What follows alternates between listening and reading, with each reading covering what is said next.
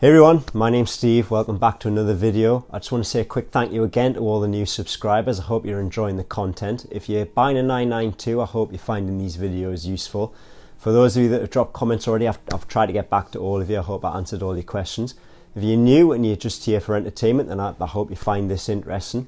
Today's video is 5 things about maintenance and running costs on the Carrera 992. So I'm going to run through the points. They're in no particular order than what I think is probably important when you're buying any car, not just a 992, things that you just really want to consider when it comes to running costs. The first one, fairly easy and obvious, it's insurance.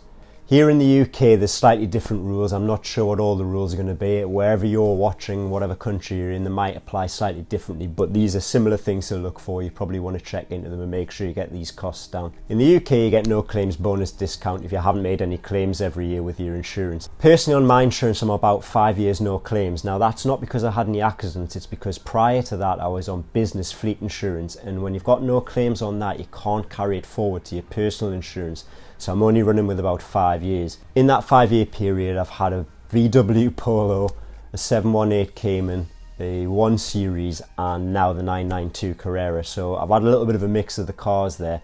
To be absolutely honest with you, because I had no claims when I started with the Polo, I paid the same for the Polo for a year as I did for the Cayman. And when I look back, the Cayman actually cost me £555 to insure for a year. The sticker price of that 718 Cayman when it was new was about £52,000.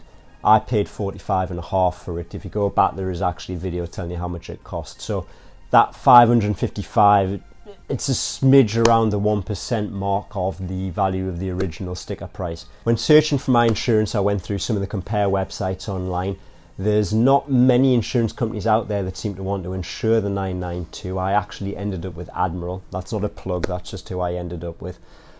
When I actually went to buy the car, the Porsche dealer did tell me that there's Porsche insurance available through them. It's actually underwritten by Aviva. I did get a quote from them, and believe it or not, it was actually about 2 and a bit more times than what I ended up paying from Admiral. Again, that was about 1%-ish of the total sticker price of the car at £804. So I don't think that's too bad. The Porsche dealer did tell me they thought that was competitive because they did ask me to see what I'd got because I just wanted to know. Just to clarify the insurance groups on it, I don't know how it works around the rest of the world, but here in the UK, the 992 is actually a 50A insurance group. The Cayman was a 42A insurance group, so that was the difference between the two prices and the two insurance groups. There's many factors that come into insurance quotes, but I think from what I was told, that was fairly competitive, £804. The second cost that's going to hit you with the 992 before you've even driven away off the forecourt is going to be the first year's road tax. In the UK, the first year of an ownership of a brand new car, if it's over certain values or certain emissions, you are going to pay a premium on the first year's road tax. My personal cost on that was £1,280 for the very first year. Now, I did a quick check online using Parker's guide on the website, and it does actually come up for the first year at £1,305. So I'm not quite sure what the small discrepancy there is in the cost. So if anybody knows the difference on that, let me know. For the second to the 5th year here in the UK, you've got to pay a slight premium over the normal fee that's charged thereafter. And the second to the 5th year, I've got to pay £475 a year. The third point that you're likely to face well before anything else is going to be your first service. Now, on a Porsche, when you buy one brand new, they're quite vocal about the fact that your first service doesn't need to be for 2 years or 20,000 miles. It took a little bit of digging here. I've had a look around the internet. I searched high and low. I actually found prices around the world faster than I found any in the UK. But it turns out if you do a little bit of digging and you go through Google, you can find the pricing plan structure and it pops up for some of the other vehicles. Now I'm going to take a look at a few of them. I went through the websites and I found over at Porsche Reading they give you a proper description there of what your minor and major service components are. If we take a look at the minor section there, you can see what the list of components are that they're going to go through at that first service.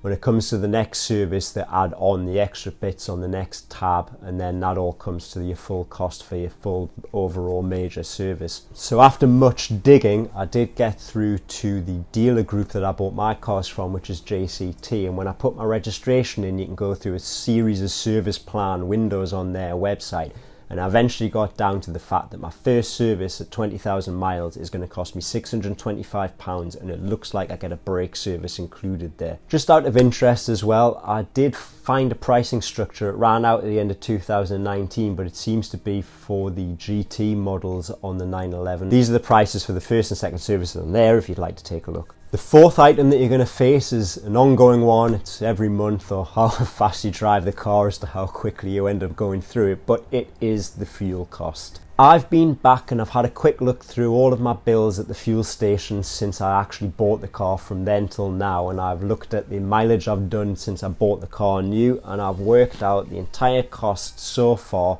for ownership from the middle of March to the middle of October. Now my total miles so far are 2,632. I spent in total, rounding to the nearest pound, £513 in fuel. So that's 6 months there at about 10 fuel stops looking at my credit card bill, and that comes to about an average of £51 a fill up. Because I wasn't tracking that through all the receipts as I've been filling up, because I didn't know I was going to be doing videos about this, what I've done is I've taken that entire value of £531 and I've divided it by the 1.19 pence of 99 octane fuel that I fill the car up with to get myself to a value of 431 litres that I've actually put into the car. That 431 litres actually comes to 95 gallons. So as you can see on the calculator that I've done online there, I've put the information in and I've come to 27.76 mpg for the entire 6 months that I've been using the car. If we look at the WLTP information on the 992 specs on the website, they do have a combined fuel figure there. Although I've averaged all those figures out, it looks like I'm on the top end there where it says 27.4.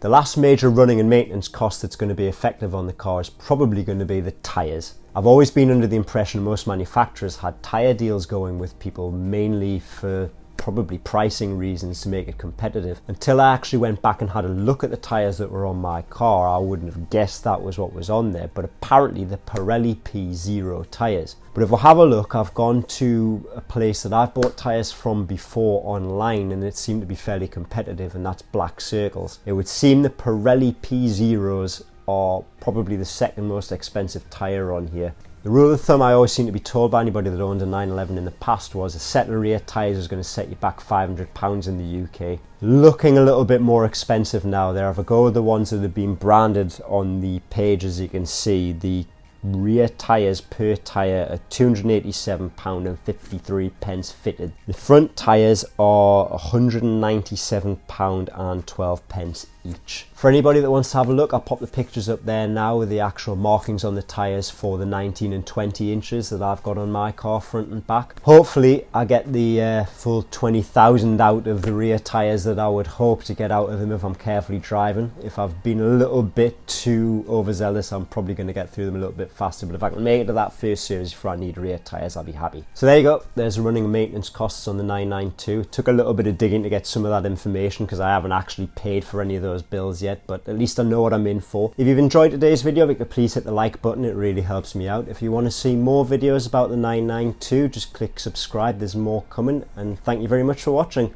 I'll see you again soon. Bye.